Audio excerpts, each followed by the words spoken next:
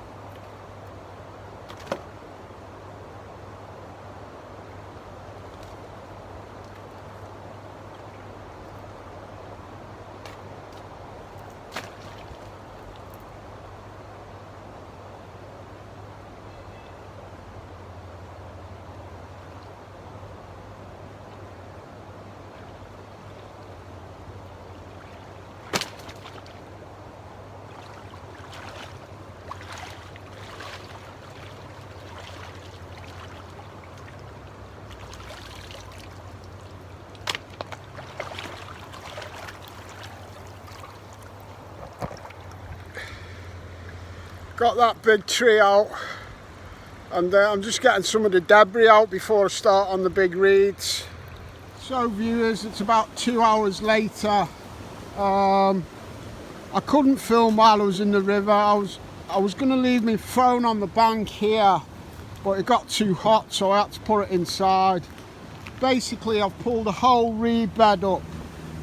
And the reed bed had all this timber trapped in it, so I pulled out all the timber first, and then I used the big rake to literally, I was raking the bottom of the river, and right there in the middle of your picture was where the weed bed was.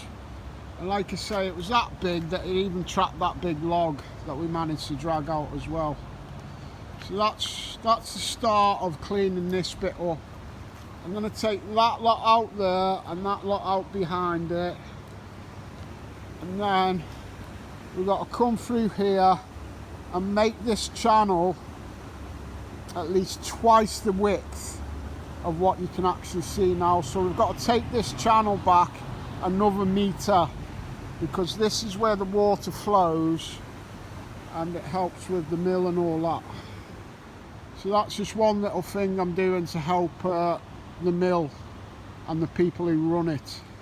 And it's a really hot day, but it's about the only job that I would want to be doing today, because I don't know whether you can tell, but I've literally been up to my neck in it, but I've been loving it. I'm going to do another hour and then go and bring Buster out, because he's stuck in the house and he doesn't like being stuck in the house, kids.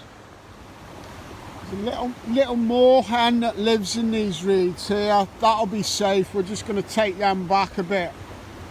But when I've been busy and I've been popping out on the bank, the moorhen's been coming along here when nobody's about. The moorhen's been loving it. I don't know what it's picking off on, but there's snails and all kinds on all of this, and The little moorhen is very happy by the looks of it. Oh, there it is there. Just gone in there, it has. So there's two different types of reeds here. These ones need raking out, and that was the big reed bed that I've just pulled out there. I had to rake that out.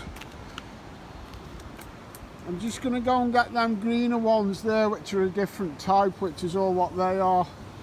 I can actually pull them out by hand, and it's nice, cool, easy work in this hot sun in the river.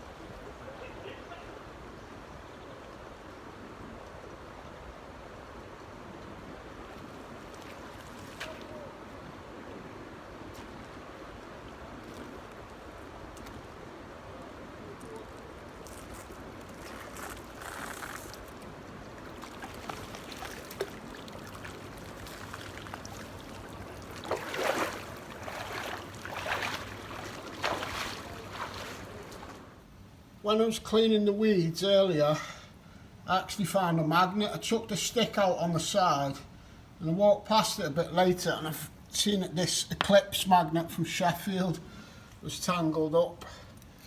I had a few oldish bottles.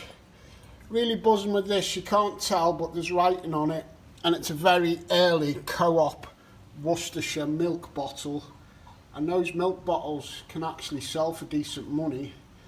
I want to show you what I'm doing just now in the way of searching for stuff, and then I want to show you my favourite find, what I've just made, but I want to show you my technique, how I found it first. So the reed bed that I'm clearing now, it's getting a bit wider there that I've been working on, because you can see it gets much narrower there. I've literally started going on my hands and knees in that 2 foot of water and just placing my hands at the bottom of all the reeds, looking for, feeling for bottles. Unfortunately that would have been a cod bottle, that, with the marble in and it's Evesham. And there's a little Wolverhampton beer bottle. But I'll try and show you my technique, and then I want to show you my star find, what I've just pulled out of them reed bottom with this technique. So I'm literally going along the reed bottom like this, just feeling for anything man-made.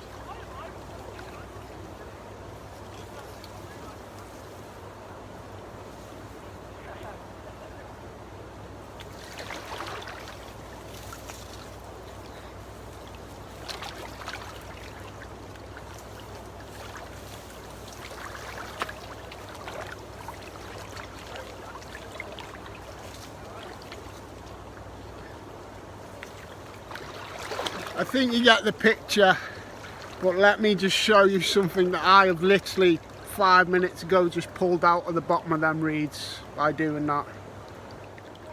Are you ready for my find from the reed bed? I am absolutely buzzing with this. That is complete. It's completely intact. It's got no chips, no cracks, and I'm just guessing off the top of my head, it's Victorian cut glass. That's a keeper, kids. That's one to be cleaned up, and an absolute keeper. easy over 100 years old, might be, well yeah, could be 140 years old, that, and it's intact, and I've just pulled it from right there, trapped in the weeds like a little fishy. Hello, hello, thank you for rescuing me, Steve. You're as good as Aquachid, you know. Never mind, Sid Perry.